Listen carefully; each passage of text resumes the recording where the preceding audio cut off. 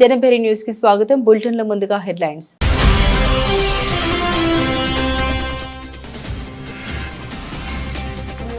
భారత్ ఒక గొప్ప ప్రజాస్వామ్య దేశం. నోబెల్ శాంతి బహుమతి విజేత ప్రశంసలు.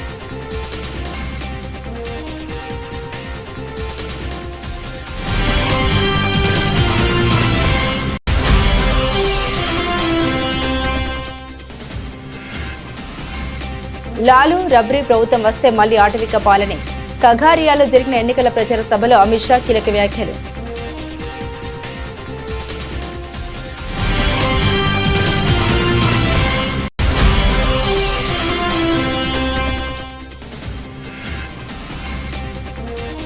ట్రంప్ సుంకాలపై పీయూష్ గోయల్ కీలక వ్యాఖ్యలు. మరిన్ని సుంకాలు వేస్తామంటే కొత్త మార్కెట్లను వెతుకుంటామని హెచ్చరిక.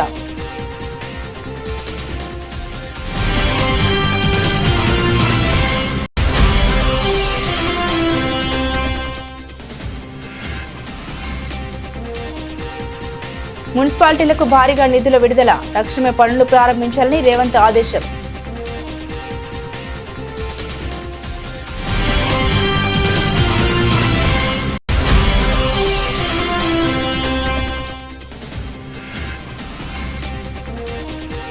తెలుగు జాతిని ప్రపంచంలో నెంబర్ 1 చేస్తా. దుబాయ్ వేదికగా సీఎం చంద్రబాబు ధీమా.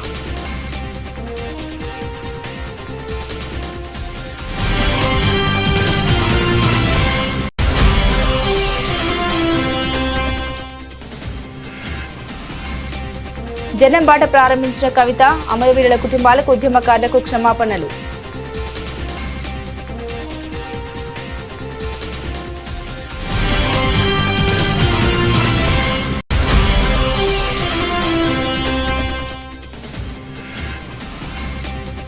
చివరి నిమిషం దాకా గూగుల్ డేటా సెంటర్ పేరుతో మార్కెటింగ్. చంద్రబాబు లోకేష్ కుట్రలపై మాజీ మంత్రి గుడివాడ అమర్నాథ్ ఫైర్.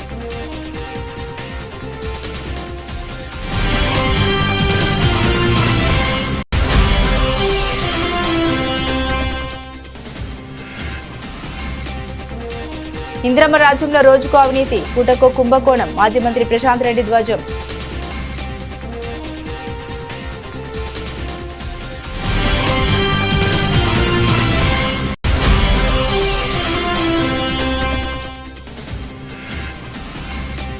ప్రజా ఆరోగ్యాన్ని పూర్తిగా గాలికి వదిలేసిన కూటమి ప్రభుత్వం. మాజీ మంత్రి కర్సాల కన్నబాబు ధ్వజం.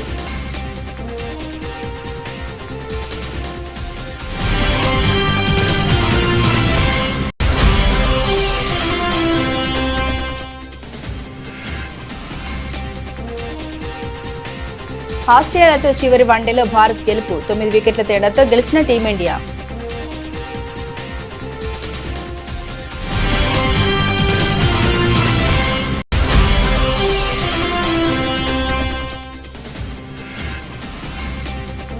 కుమారి మళ్లీ వచ్చేస్తుంది. క్రేజీ సీక్వెల్ కు సుకుమార్ టీం రెడీ.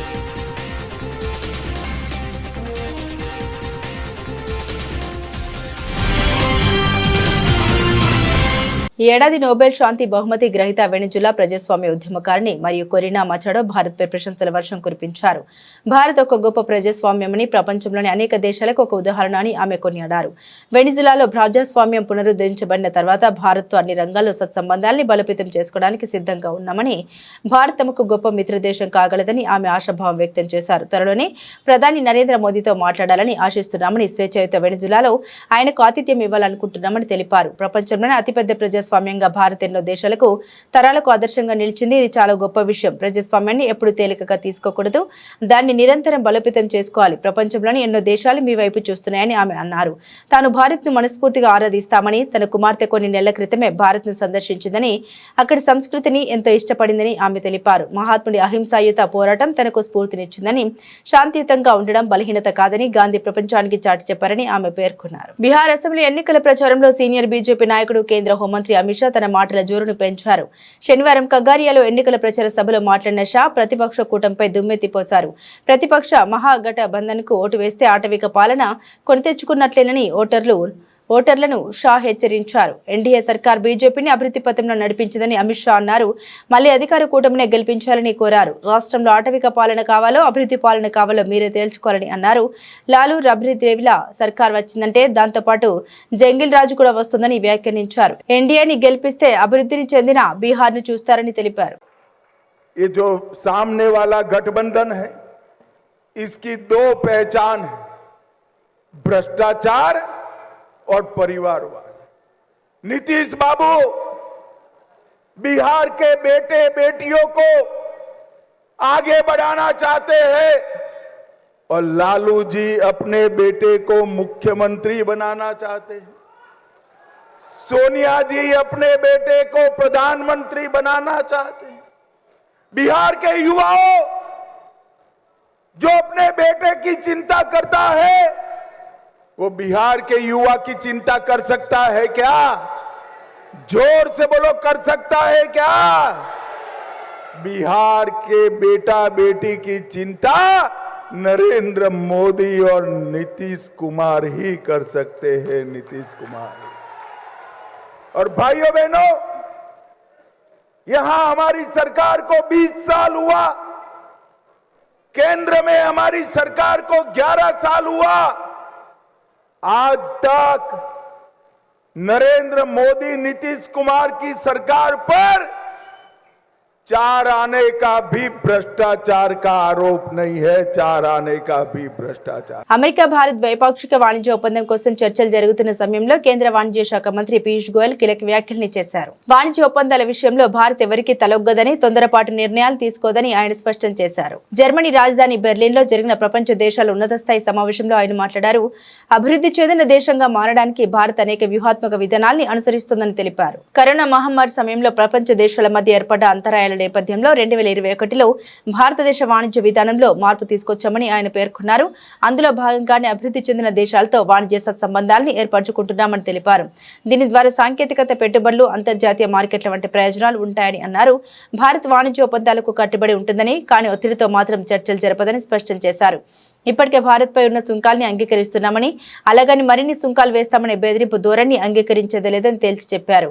ప్రత్యామ్నాయ మార్గాలు, కొత్త మార్కెట్లను అన్వేషిస్తామని వ్యాఖ్యానించారు. We have a demographic dividend. Our average age is only 28 and a half years, which you won't find in many other parts of the world except, of course, Africa.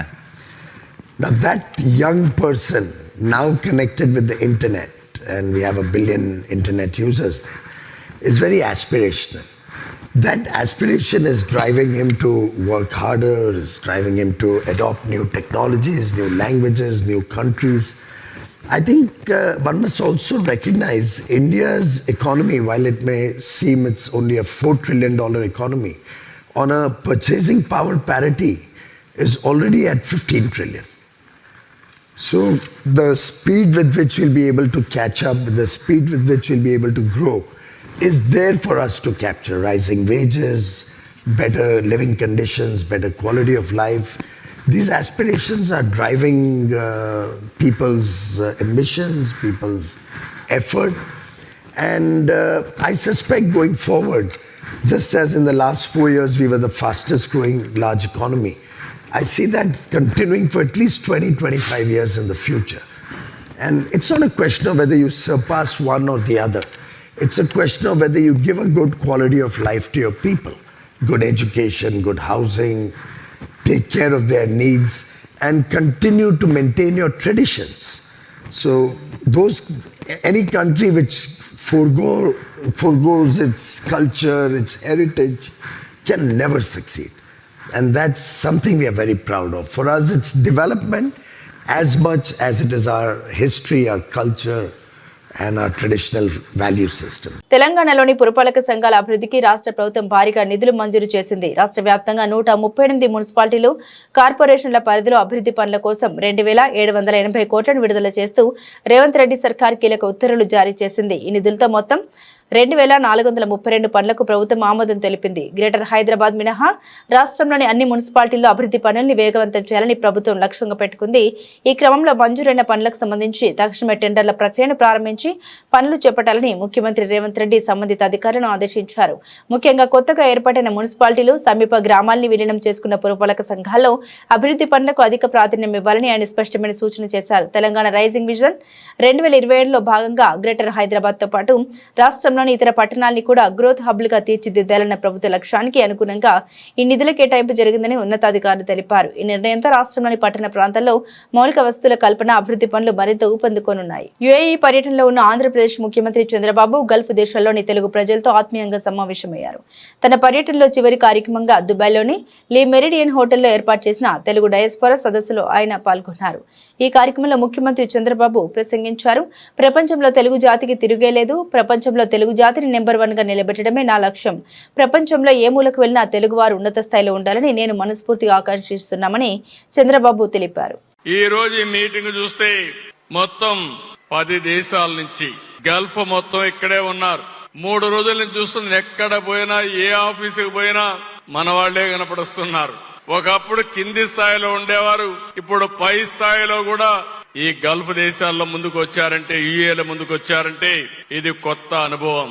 ఈ రోజు Kuwait నుంచి, Qatar, Oman, Bahrain, Saudi Arabia నుంచి కూడా ఇక్కడికి వచ్చారంటే ఇది ఒక వినూత్నమైనటువంటి అనుభవం. నేను ఒక రోజు మీకు చెప్పేవాడిని, మీరందరూ ఒక రోజున గ్లోబల్ సిటిజన్స్ గా ఉండాలని కోరుకున్నాను. కానీ ఈ రోజు గర్వంగా చెప్పగలుగుతున్న గ్లోబల్ లీడర్స్ గా తయారయ్యే పరిస్థితికి మీరు వచ్చారు, ఆ స్థాయికి రీచ్ అవుతున్నారు. ఈ రోజు ఇంకొక పక్కన ఈ దేశాన్ని నేను చూశాను.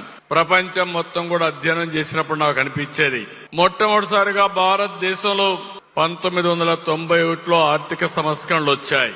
1995లో ఇంకా దానికంటే ముందే ఇంటర్నెట్ రెవల్యూషన్ వచ్చింది. ఈ రెండు కూడా మనం అందిపుచ్చుకున్నాం.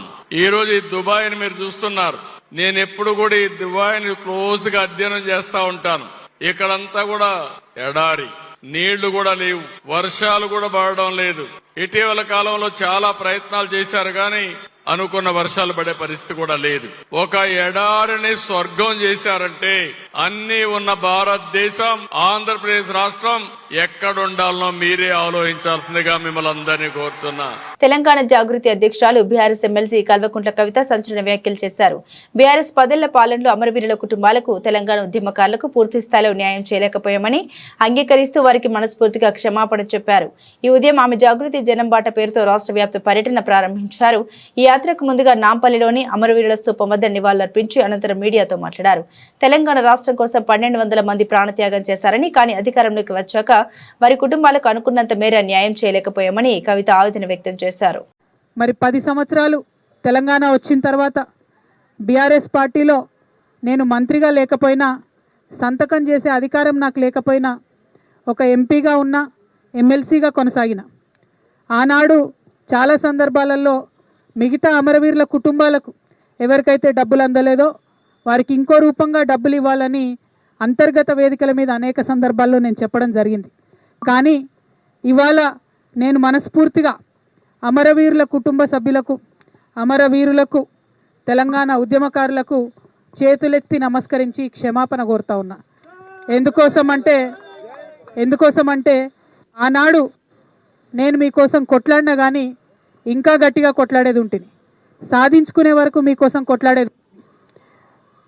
ఇవాళ నేను కోరేది ఒకటే, మనం ఉద్యమం డబ్బుల కోసం చేయలే, మన ఉద్యమం మనకు ఉద్యోగాలు రావాలని చేయలేదు, తెలంగాణ యావత్తు బాగుండాలి, అందరం బాగుండాలని చేసినాం.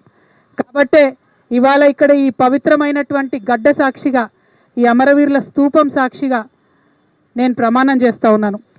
ప్రతి అమరవీరుల కుటుంబాలకి, 1200 మంది కుటుంబానికి కుటుంబానికి ₹1 కోటి ఇవ్వాలని ఈ ప్రభుత్వాన్ని నేను డిమాండ్ చేస్తూ ఉన్నాను.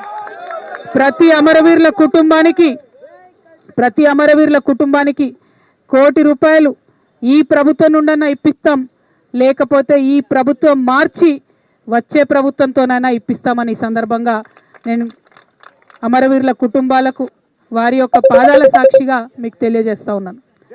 అగ్రవర్ణాల్లో ఉన్నటువంటి పేదలు ఇవాళ అగ్రవర్ణాల్లో కూడా అన్ని కులాలకు రాజకీయంగా ఆర్థికంగా ప్రాధాన్యత లేదు.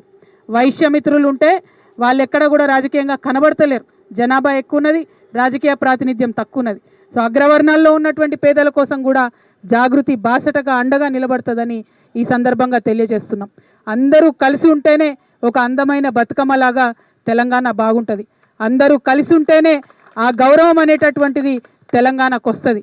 ఆ గౌరవాన్ని సాధించడం కోసం, ఆత్మ గౌరవంతో కూడినటువంటి అభివృద్ధిని సాధించడం కోసమే సామాజిక తెలంగాణ రావాలని మేము అంటా ఉన్నాం. అందరికీ అవకాశాలు రావాలనే సామాజిక తెలంగాణ రావాలంటున్నాం. అందరం బాగుండాలనే సామాజిక తెలంగాణ రావాలంటున్నాం. వైఎస్ జగన్ కి మంచి పేరు వస్తుందనే భయంతోనే అదాని పేరు చెప్పకుండా గూగుల్ డేటా సెంటర్ పేరుతో చివరి నిమిషం వరకు చంద్రబాబు, లోకేష్ మార్కెటింగ్ చేసుకున్నారని నిన్న వైఎస్ జగన్ ప్రెస్ మీట్ తర్వాత ప్రజలకున్న అనుమానాలన్నీ తొలగిపోయాయని అనకాపల్లి జిల్లా వైఎస్ఆర్ కాంగ్రెస్ పార్టీ అధ్యక్షులు మాజీ మంత్రి గుడివాడ అమర్నాథ్ స్పష్టం చేశారు. విశాఖలోని పార్టీ సిటీ కార్యాలయంలో ఆయన మీడియాతో మాట్లాడారు. వైఎస్ జగన్ ప్రెస్ మీట్ తర్వాత కూటమి కుట్రలను ప్రజలు అర్థం చేసుకున్నారని, ఉద్యోగాల కల్పనపై ప్రభుత్వాన్ని ప్రశ్నిస్తుంటే దానికి సమాధానం చెప్పుకోలేక గూగుల్ డేటా సెంటర్ ని వైఎస్ఆర్సీపీ వ్యతిరేకించిందని ఎల్లో మీడియాలో తప్పుడు ప్రచారం చేస్తున్నారని ఆగ్రహం వ్యక్తం చేశారు. మొదటి రోజే గూగుల్ డేటా సెంటర్ ని వైఎస్ఆర్ కాంగ్రెస్ పార్టీ స్వాగతిస్తుంది అనేటువంటి మాట చెప్పినప్పటికీ మరి మేము చెప్పింది అర్థం కాలేదో, లేదా మేము చెప్పినటువంటిది మేము ఏం చెప్పినా సరే మాకు నచ్చిందే మేము చూపిస్తాం అనేటువంటి ధోరణో, ప్రజలకి వైఎస్ఆర్ కాంగ్రెస్ పార్టీ మీద వైఎస్ఆర్ కాంగ్రెస్ పార్టీ చెప్పినటువంటి విషయాల్ని మా మీడియా ద్వారా ప్రజల్ని తప్పుడు దారిలో చూపించాలనేటువంటి ఉద్దేశము ఈ సెలెక్టెడ్ మీడియా ఒక రకమైనటువంటి తప్పుడు ప్రచారాన్ని చేసేటువంటి ప్రయత్నం చేసింది. మొదటి నుంచి మేము అడిగింది ఏంటి, రైడెన్ సంస్థ గూగుల్ సబ్సిడరీ ఏదైతే ఉందో, రైడెన్, అదాని కనెక్ట్స్, ఎయిర్టెల్ ఇవన్నీ కూడా ఈ ప్రాజెక్ట్ టేకప్ చేస్తా ఉన్నాయి. చేస్తున్నటువంటి ఈ ప్రాజెక్టులో ప్రభుత్వం కేబినెట్ తీసుకున్నటువంటి నిర్ణయంలో 200 మంది ఉద్యోగాలు అనేటువంటిది సంస్థ చెప్తా ఉంది.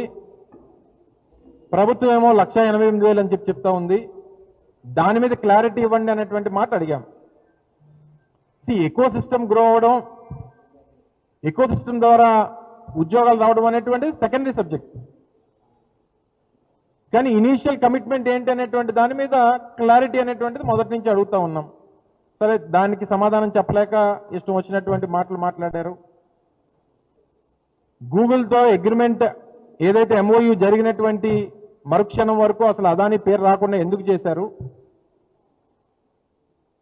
ఎంఓయూ అయినటువంటి ఒక గంటలోనే అదాని వారి హ్యాండిల్ నుంచి ఈ ప్రాజెక్ట్ గురించి ఎందుకు ప్రకటన చేశారు? వీటన్నిటి మీద చాలా కేటగారికల్గా నేను జగన్మోహన్ రెడ్డి గారు చెప్పడం జరిగింది. ఆ రోజు అదాని డాటా సెంటర్కి సంబంధించినటువంటి పునాదులు వైఎస్ఆర్ కాంగ్రెస్ పార్టీ ప్రభుత్వ హయాంలో జరిగాయి. సబ్సీ కేబులింగ్ అనేటువంటి దాని గురించి వైఎస్ఆర్ కాంగ్రెస్ పార్టీ ప్రభుత్వమే సింగపూర్ ప్రభుత్వంతో, కేంద్ర ప్రభుత్వం తాలూకు సహకారం, రాష్ట్ర ప్రభుత్వం తాలూకు సహకారంతో కలిపి సింగపూర్ ప్రభుత్వానికి లేఖ రాసినటువంటి విషయాల్ని, ఆ సంబంధించినటువంటి లేఖల్ని, వీటన్నిటిని కూడా నేను జగన్మోహన్ రెడ్డి గారు ప్రజల ముందు పెట్టేటువంటి కార్యక్రమం చేశారు. గూగుల్ కి అదానికి ఉన్నటువంటి ఇంద్రమ్మ రాజ్యంలో రోజుకు అవినీతి, పూటకో కుంభకోణం బయటపడుతున్నాయని మాజీ మంత్రి బీఆర్ఎస్ ఎమ్మెల్యే వేముల ప్రశాంత్ రెడ్డి విమర్శించారు. ఓ పని టెండర్ కు సంబంధించి మంత్రుల మధ్య వివాదం తలెత్తితే సీఎం ఇద్దరిని కూర్చోబెట్టి వాటాలు పంచారని ధ్వజమెత్తారు. డెక్కన్ సిమెంట్స్ కంపెనీ వారిని గన్ పెట్టి బెదిరించారని, ఇందులో సీఎం పాత్ర ఉందని మంత్రి కూతురే ఆరోపించారన్నారు. ముఖ్యమంత్రి సీఎం పేషి మీద వచ్చిన ఆరోపణను ప్రజలకు తెలుసని తెలిపారు. తెలంగాణ భవన్ లో ఆయన మీడియాతో మాట్లాడారు. మద్యం సీసాల హోలోగ్రామ్ కుంభకోణంలో సీఎం మంత్రి మధ్య తలెత్తిన వివాదంలో అధికారిని బలి చేశారని మండిపడ్డారు. అవినీతి ముడుపుల మీద మంత్రులు రోజు కొట్లాడుకుంటున్నారని తెలిపారు. ఇందిరమ్మ రాజ్యం అంటే ఇది కుంభకోణాల నిలయం అయిపోయింది, అవినీతి మయమైపోయింది అని చెప్పి ప్రజలు భావించే పరిస్థితికి వచ్చింది. ఇవాళ నేను బయటపెట్టేది వేల కోట్ల రోడ్ల కుంభకోణంని నేను ఇవాళ బయట పెట్టబోతా ఉన్నాను. డిప్యూటీ సీఎం గారు, ఆర్ఎండ్బి మంత్రి గారు, పంచాయరాజ్ శాఖ మంత్రి గారు ఈ మధ్యలో అనేక మీటింగ్లలో తెలంగాణ రాష్ట్రంలో రోడ్లకు మహర్దశ పట్టనున్నది, హైబ్రిడ్ యాన్యుటీ మోడల్, దాంట్లో వేల కోట్ల అంటే దాదాపు వాళ్ళు చెప్పింది 27,000 కోట్ల రూపాయలతో రోడ్లు మేము వేయబోతున్నాం. తెలంగాణలో రోడ్లన్నీ అద్దాల తిరిగి అయిపోతాయి అని చెప్పి ప్రచారం చేసుకుంటా ఉన్నారు. అయితే అది హ్యామ్ కాదు, అంటే హైబ్రిడ్ యాన్యుటీ మోడల్ అంటే అది హ్యామ్, HAM. అది హ్యామ్ కాదు, ఒక పెద్ద స్కామ్ అని చెప్పి టీఆర్ఎస్ పార్టీ భావిస్తూ ఉన్నది, ఆరోపిస్తూ ఉన్నది.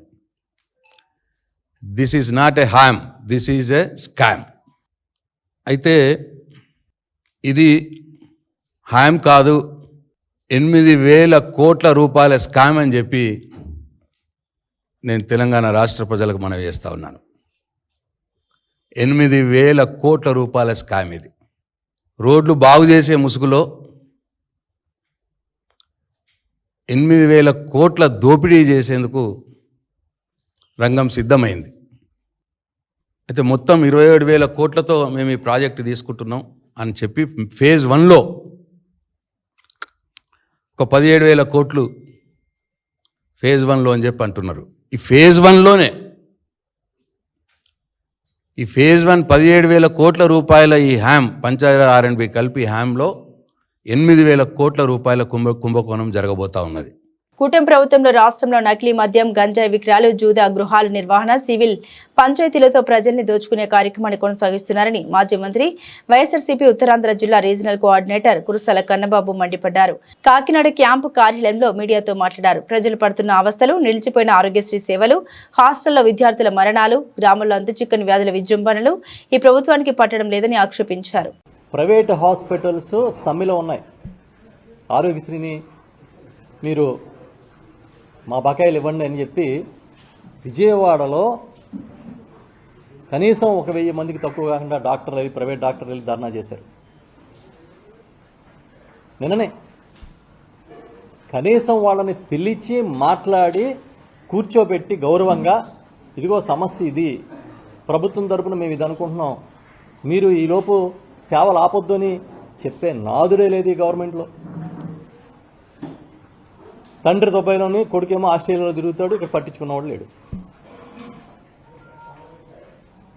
3,000 కోట్లు పత్రికల్లో చూశారు. 250 కోట్ల రూపాయలు ఏదో రిలీజ్ చేశామని. ఎవరిని అడిగినా, ఏ ఆసుపత్రిని అడిగినా మాకు రాలేదు అంటున్నారు. మరి పేపర్ల మీద రిలీజ్ చేశారా? ఒకవేళ 250 కోట్లు రిలీజ్ చేస్తే దీనికి ఒక సిస్టమ్ ఉంది కదా, FIFO అని, ఫస్ట్ ఇన్ ఫస్ట్ అవుట్ సిస్టంలో కదా బిల్లులు ఇవ్వాలి. మరి ఎవరికి ఇచ్చారు? పోనీగా పలానా తేదీకి మీ బిల్లులు ఇస్తాము, మీ బకాయిలు ఇస్తాము, ఈ రాష్ట్ర ఆర్థిక పరిస్థితి దృష్ట్యా ఇబ్బందులు ఉన్నాయి అని వాళ్ళని కూర్చోబెట్టి చెప్పే బాధ్యత అన్న ఈ ప్రభుత్వానికి ఉందా? మీరు ఆరోగ్యశ్రీ మీద, ఆ పథకానికి ఉన్న ఖ్యాతి మీద ఈర్ష్యపడుతున్నారా? దీనివల్ల జగన్మోహన్ రెడ్డి గారికి పేరు వస్తుందని ఆయన మీద ఈర్ష్యపడుతున్నారా? దేనికోసం ఈ పథకాన్ని ఆపేస్తున్నారు? అనారోగ్యాలు మొదలుకొని పెద్ద పెద్ద ఇన్ఫెక్షన్స్ వరకు ప్రబలుతున్నాయి కదా. దీని మీద మీ ప్లాన్ ఏంటి? లేకపోతే మీరు ఇంకోటి చెప్పండి, అనౌన్స్ చేయండి. మేము ప్రజారోగ్యాన్ని గాలికి వదిలేసాం కాబట్టి ప్రజలందరూ ఏమనుకోవద్దు, మీరు బతికి ఉండాలనుకుంటే మీ తిప్పలు మీరు పడండి అని అనౌన్స్ చేస్తారంటే చేయండి. హాస్టల్లో పిల్లలకి తాగునీరు ఇవ్వకపోతే వాళ్ళేమో కామెర్లు వచ్చి చచ్చిపోతారు.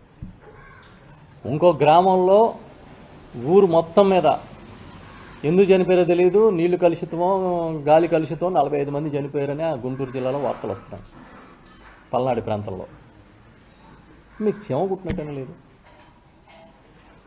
కెప్టెన్సీ పోయింది, ఇక రిటైర్మెంట్ కు దగ్గరగా ఉన్నాడంటూ వస్తున్న విమర్శలకు టీమిండియా మాజీ సారథి రోహిత్ శర్మ తన బ్యాటింగ్ తో గట్టి సమాధానం చెప్పాడు. ఆస్ట్రేలియాతో జరుగుతున్న 3వ చివరి వన్డేలో అద్భుతమైన సెంచరీతో గిర్చలరేగాడు. శతకం పూర్తి చేశాక హెల్మెట్ కూడా తీయకుండా కేవలం బ్యాట్ పైకెత్తి సింపుల్ గా అభివాదం చేశాడు. రోహిత్ బాధ్యతాయుతమైన ఇన్నింగ్స్ తో టీమిండియా ఈ మ్యాచ్ లో గెలిచింది.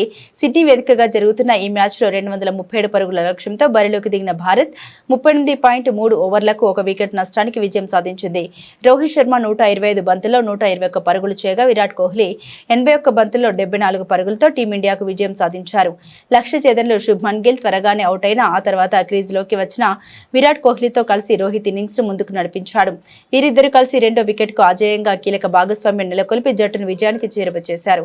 అంతకుముందు టాస్ గెలిచి బ్యాటింగ్ ఎంచుకున్న ఆస్ట్రేలియా 46.4 ఓవర్లలో 236 పరుగులకు ఆల్అౌట్ అయింది. భారత బౌలర్ల కట్టుదిట్టమైన బౌలింగ్ కు ఆసీస్ బ్యాటర్లు వరుసగా వికెట్లు కోల్పోయారు. 256 ఒక్కడే హాఫ్ సెంచరీతో రాణించాడు.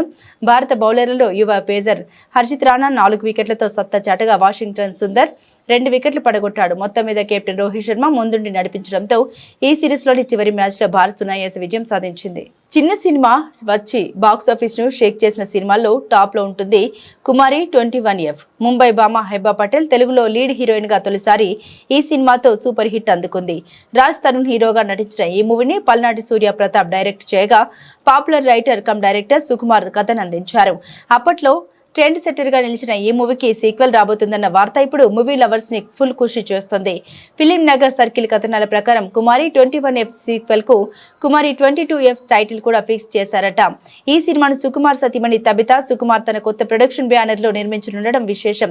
త్వరలోనే ఈ క్రేజీ సీక్వెల్ ప్రకటన ఉండబోతున్నట్లు ఇన్సైడ్ టాక్. చివరిగా 18 పేజెస్ సినిమాతో ప్రేక్షకుల ముందుకొచ్చాడు డైరెక్టర్ పల్నాటి సూర్య ప్రతాప్. మరి కుమారి 22F ను పల్నాటి సూర్య ప్రతాప్ డైరెక్ట్ చేస్తాడా లేదంటే కొత్త దర్శకుడు ఈ ప్రాజెక్ట్ ను టేక్ ఓవర్ చేస్తాడా అనేది తెలియాల్సి ఉంది. సీక్వెల్ లో కూడా హెబా పటేల్ టైటిల్ రోల్ లో కనిపిస్తుందా అనేది క్లారిటీ రావాల్సి ఉంది. మరి సుకుమార్ సీక్వెల్ కోసం ఎలాంటి స్టోరీ సిద్ధం చేశాడనేది ఆసక్తికరంగా మారింది. సీక్వెల్ పై రాబోయే రోజుల్లో ఏదైనా అధికారిక ప్రకటన వస్తుందనేది చూడాలి. కాగా సుకుమార్ ప్రస్తుతం రామ్ చరణ్ తో చేయబోతున్న సినిమా ప్రీ ప్రొడక్షన్ పనుల్లో బిజీగా ఉన్నాడు. బులెటిన్ ముగించే ముందు హెడ్లైన్స్ మరోసారి.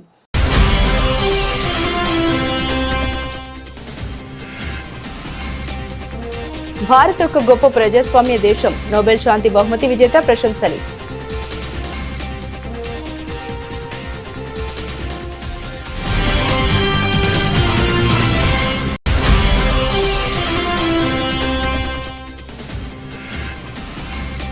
లాలు రబ్రీ ప్రభుత్వం వస్తే మళ్లీ ఆటవిక పాలనే. కగారియాలో జరిగిన ఎన్నికల ప్రచార సభలో అమిత్ షా కీలక వ్యాఖ్యలు.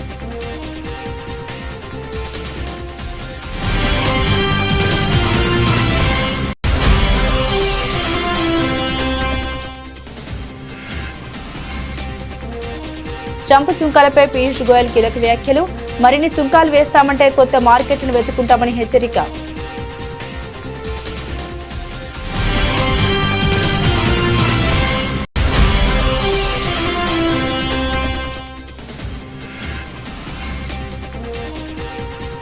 మున్సిపాలిటీలకు భారీగా నిధుల విడుదల, తక్షణమే పనులు ప్రారంభించాలని రేవంత్ ఆదేశం.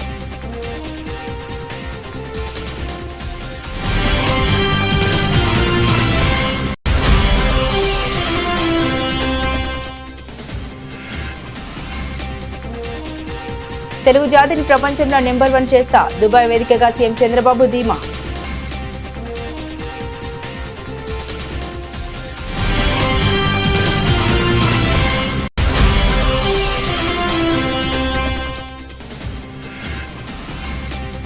జనం బాట ప్రారంభించిన కవిత, అమరవీరుల కుటుంబాలకు ఉద్యమకారులకు క్షమాపణలు.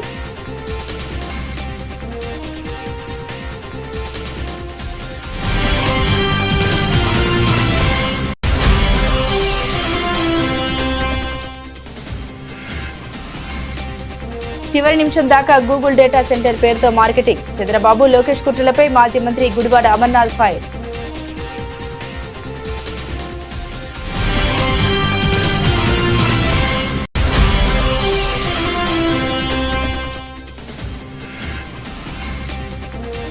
ఇంద్రమ్మ రాజ్యంలో రోజుకో అవినీతి, పూటకో కుంభకోణం, మాజీ మంత్రి ప్రశాంత్ రెడ్డి ధ్వజం.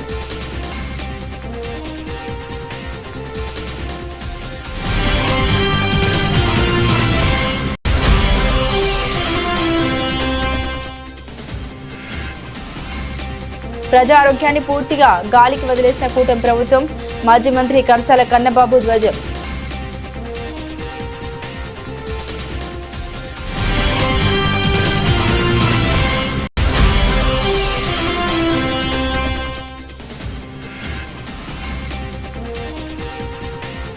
ఆస్ట్రేలియాతో చివరి వన్డేలో భారత్ గెలుపు. 9 వికెట్ల తేడాతో గెలిచిన టీమిండియా.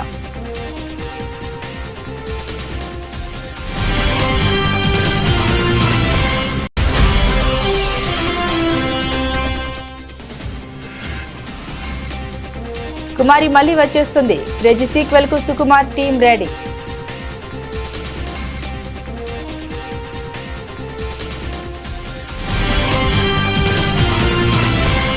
ఇవి బులెటిన్లోని విశేషాలు. తిరిగి మరో బులెటిన్తో మళ్ళీ కలుసుకుందాం. అంతవరకు సెలవు. నమస్కారం.